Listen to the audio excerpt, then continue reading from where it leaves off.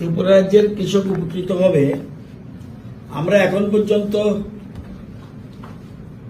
21তম যে আমাদের কিস্তি 21তম কিস্তি পর্যন্ত ত্রিপুরার 2,85,521 জন কৃষক টাকা পেয়েছে 931,53,00,000।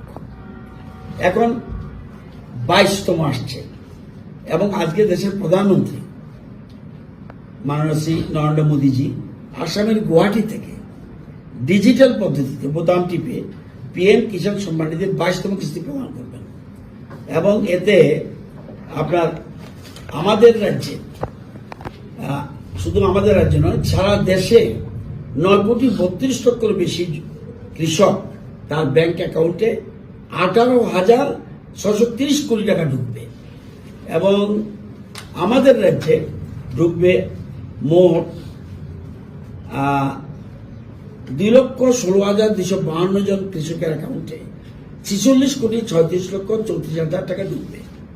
তাহলে এই নিয়ে আমাদের রাজ্যে কৃষকরা পেল এই প্রকল্পে এখন পর্যন্ত 977,89,34,000 এবং সবচেয়ে বেশি উত্তর ত্রিপুরায় তারা এখন পর্যন্ত 8,77,68,000 আজকে ঢুকবে। সেকেন্ড পজিশন ধলাই 7,40,00,000 ঢুকবে আর গোমতী থার্ড পজিশনে রয়েছে 7,08,58,000। এই টোটাল গিয়ে আমাদের ত্রিপুরার কৃষকরা পাবে আজকের দিনে 46,36,34,000, মানে আজকে ঢুকছে 46 কোটি টাকা কৃষকদের। কত কৃষক? 2,16,000 কৃষক।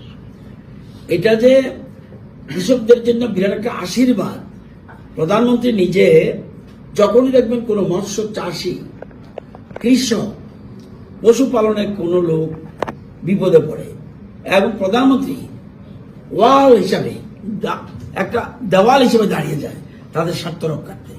তো আজকে এই জিনিসটা আমাদের আজকে হবে 2,16,000 কৃষক এই অ্যাকাউন্টে এটা